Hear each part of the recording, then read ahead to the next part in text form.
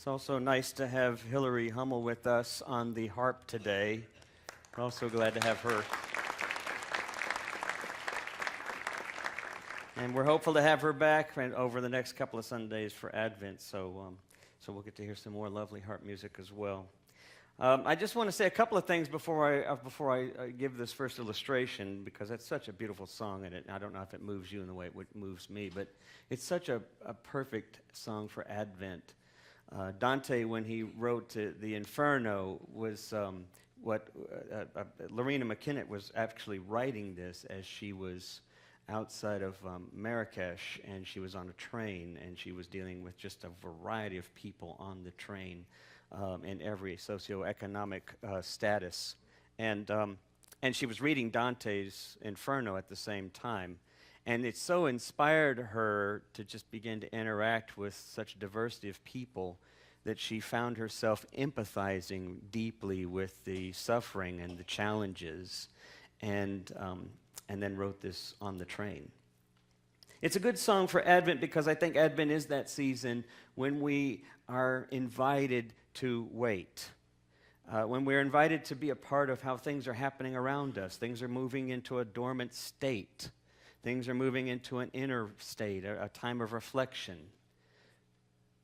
But in addition to the seasonal things that are changing, it's also the church's beginning season. It's the first season of our liturgical season. And I don't know if this is moving in and out. It might be, so I'll just take a handheld, and that might work better. But as a period of deep reflection and thinking of the beginning of things, it's the perfect time to sort of sit with things, to sort of sit with darkness, which is not easy, which is why sometimes I think as soon as Advent rolls around, we find ourselves just leaping towards the Christmas season, towards getting to the end and thinking about, making sure that we have all the gifts and that all the kids are smiling and that we're celebrating and enjoying the lights. It's a season of joy. But there's something about Advent that we miss out on when we're allowed to sit. And I think it's part of our it's a symptomatic of our sort of human reality anyway. It's hard for us sometimes to separate our experiences from our thinking or our fears or our beliefs. And when we get to Advent especially, I think it's all the more apparent. There's this wonderful kids song that I learned years ago at a camp, and I'm going to do, originally it's a German song. I'm just going to do the first verse of it. And I think it becomes an interesting metaphor for where we find ourselves today. It's called Dunderbeck's Machine. Anyone know this? No? Okay. Yes, some do. I'll do it German accent first, and then I'll move out of there, because that's how I found it. Oh, there was a good old German man. His name was Dunderbeck. He was very fond of poodle dogs and sauerkraut and speck. He had a great big, my wife right now would be up here just saying, sit down. He had a great big butcher shop, the nicest ever seen. He got him out of patent boys to make sausages by steam. Oh, Mr. Dunderbeck, dear old Mr. Dunderbeck, how could you be so mean to ever have invented the sausage meat machine? Then pussycats and long-tailed rats no more they will be seen, 'cause you grind them up to sausage meat in Dunderbeck's machine. Many of you know how the story ends. It ends with Mr. Dunderbeck. But the sausage tastes a whole lot better for some reason. We won't go there. I think it's an interesting metaphor, and I want to kind of think about it. I think when we come to this season, we sort of have a Dunderbeck's machine. It's the way we tend to live our lives out. We tend to live our lives by sort of grabbing all of the abstractions that we sort of pull, meanings from here and there, beliefs from here and there, all of them sort of random, and then they all get tied up in our experiences and our emotional issues and our scripts and our histories. And then before you know it, it's the way in which we're interpreting things. And we have a hard time separating fact from fiction. We have a hard time separating embellishment from what really happened from history. And that's all the more true at this time of year. It just gets really mixed up. It's like Dunderbeck's machine. I mean, how many of you, maybe it would be too embarrassing, but if we did a show of hands of who in here has not somehow been related to someone or yourself particularly personally involved in some aspect of a Christmas pageant at some time in your life? Most of us have.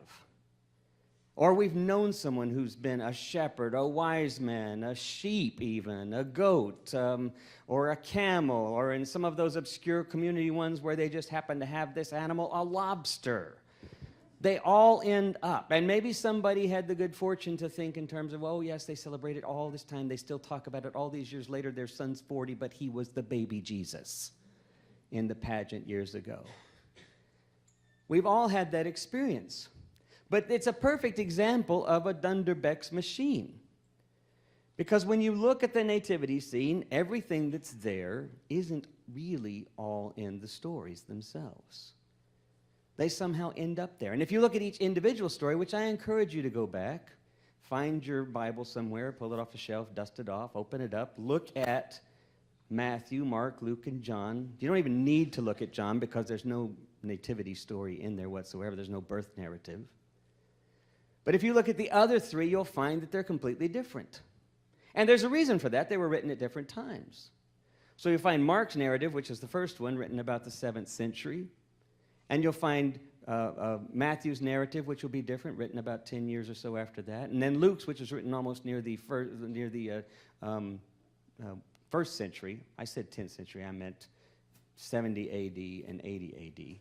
But then you'll find Luke's, who was also the author, supposedly, of Acts. Most of the folks think in those terms, most of the scholars think that. But you'll look at his gospel, and it's completely different in terms of how it describes the birth narrative.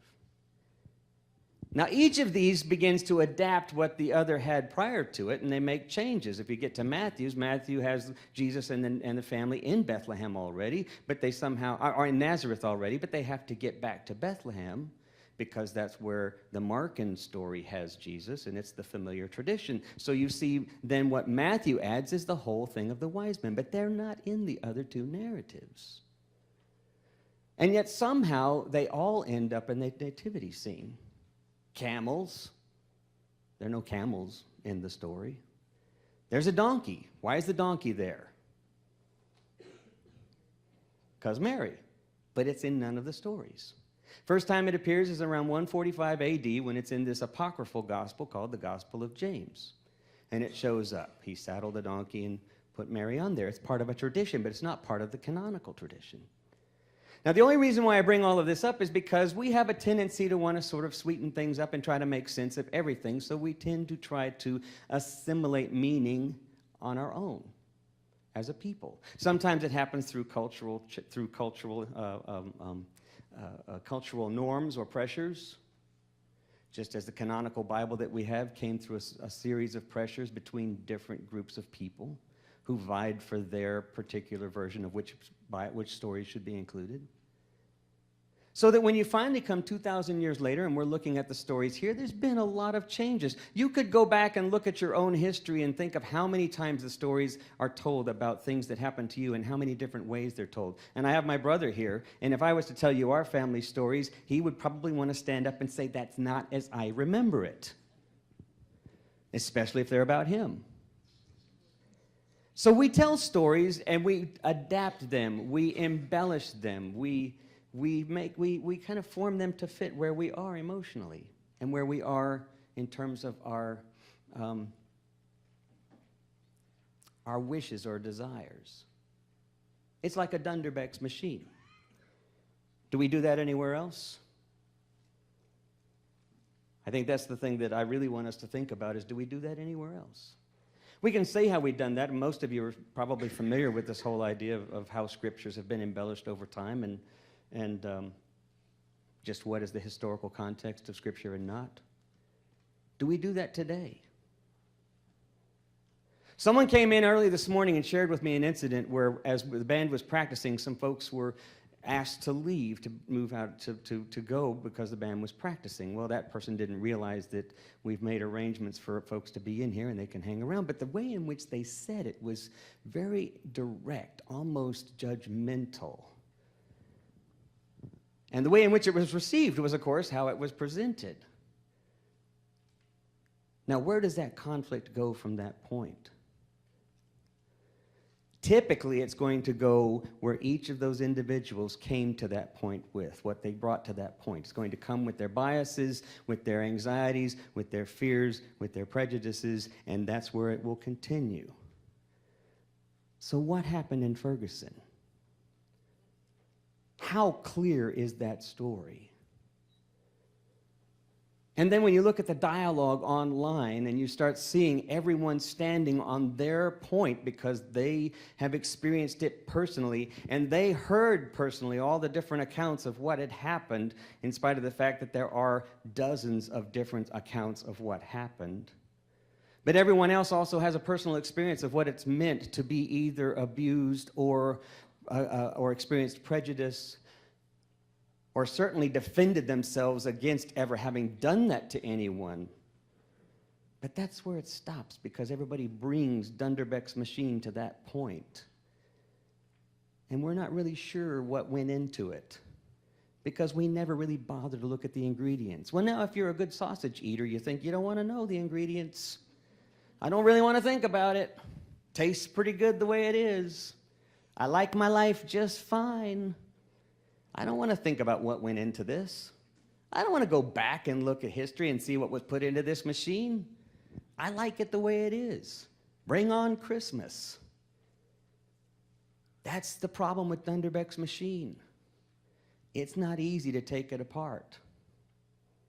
It's not easy to face ugly things, or to even to begin thinking that we could be a part of any of that, even if remotely. But I think that's what Advent invites us to do.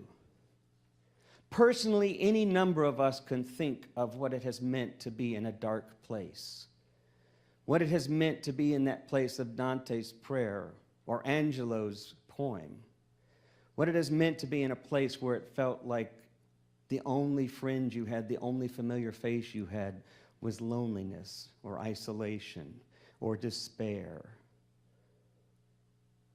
Probably most of us can identify with that. It goes into the machine too.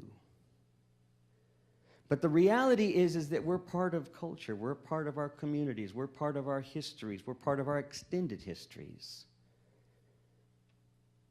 And when we look at what Jesus brought to the community, what he brought to his time was a challenge to turn our realities upside down, to turn those realities upside down in a way that says, let's take it apart. Now, of course, being prophetic, as he was, it was a rather abrupt turning things upside down. It was a rather abrupt a voice. But sometimes that's what's needed. Sometimes a prophetic voice is what's needed to open us up a little bit, to move us beyond. I was sharing with the person that I was sharing with this morning just the sort of the background. I wish the other party had been here, because I think it could have been a really wonderful moment to just sense the baggage that had been brought to that moment, and then suddenly realizing, well, maybe I was too judgmental on both sides. I do it every single day. I make immediate judgments based on whatever's gone into that machine. And I have to stop myself. I have to be intentional. When you look at all the gospel narratives, they're all pretty sweet in terms of that biblical story of Jesus' birth. And we've made that even sweeter with all of our beautiful pageants. When you come to John's gospel, it's a different story. John's gospel was written after the beginning of the first century. The falling of the temple, the destruction of the temple had already taken place 30 years before. So if you sort of think about your whole reality being destroyed, your whole social strata being uprooted from underneath you, if you just try to think about what that might feel like, maybe think about some of the Ukraine or some of the countries in Eastern Europe. Maybe give some thought to what's happened over the history of some countries in Africa. If you think about what it really means to have your culture totally uprooted, your reality totally upturned to where there's no security, there's no sense of connection, there's no sense that you have a place, then you're getting a little closer to what it might have felt like when John wrote his gospel. When the author wrote that gospel, it's a whole different approach. How do we connect to who Jesus was, given that kind of what we thought was going to happen didn't happen? How do we find the light in the darkness? And the beginning of John's gospel starts with this mystical plea, this mystical statement. In the beginning was God, was the Word, and the Word was with God, and the Word was light, and the light came into the darkness. In the beginning, it's always been here, but it's not always easy to see. So this Advent, as we start thinking through the 4 weeks that lead us towards the birth and celebrating the incarnation of God in our midst, reminding us of the sacredness that is present with us because of God in Jesus. When we get to that place, as we get to that place, and as we move from week to week, I want to encourage you to do something. I want to encourage you to stay woke. Now, what I mean by that is not to wake up, not to awaken, but to stay woke. When my son and I went with my father and with his grandfather to Belize a long time ago, years and years ago, we were in a small remote place that had a history. It was close to the border of Guatemala, a history of incursions and conflicts. But it was a beautiful hiking spot and a little bit of a luxurious kind of remote primitive site. So they had these beautiful thatch huts, but it was all non-electricity. At night, it was pitch dark. You couldn't see your hand in front of your face. The silence was seriously deafening. And I remember my son calling from across this little thatch hut as the sun finally set and it just got darker and darker and darker. And we were all laying there in this sense of totally being alone. If we breathed loud enough, we would know the other person was there, and he would call out and it would sound like an echo. It was so loud, just from calling out, talking in his normal voice. And I remember sitting there with my fear. And I've had plenty of places where I felt afraid. I've had plenty of places where I've felt scared, almost near death. I've had plenty of those kinds of experiences, but this was one of those moments that felt so terrifying because of what I knew about the place, its history, and there we were in the midst of this total darkness. And I made the decision at that moment, I can continue to run from it or to simply be present with it. And the minute I decided to simply experience the darkness, to literally see what that felt like and experience it, the minute I began to let go of some of that fear. We don't have all the answers for all the problems. We don't have the answers for what's happening in Ferguson and for the conflicts and the residual stuff that's happening around the country. We don't have the answers for what happened in Egypt when Hosni Mubarak was acquitted this last weekend as the former president, when all of those young adult protesters were killed in the process of revolting against the Egyptian rule. We don't have the answer for any of those things. But they remain darkness. They remain a part of our human makeup. We don't have answers for poverty. What we can do is we can be present. What we can do is we can sit with the darkness a bit and just wait. The brightest light you will ever see is the light that begins to appear in the midst of the darkness. Amen.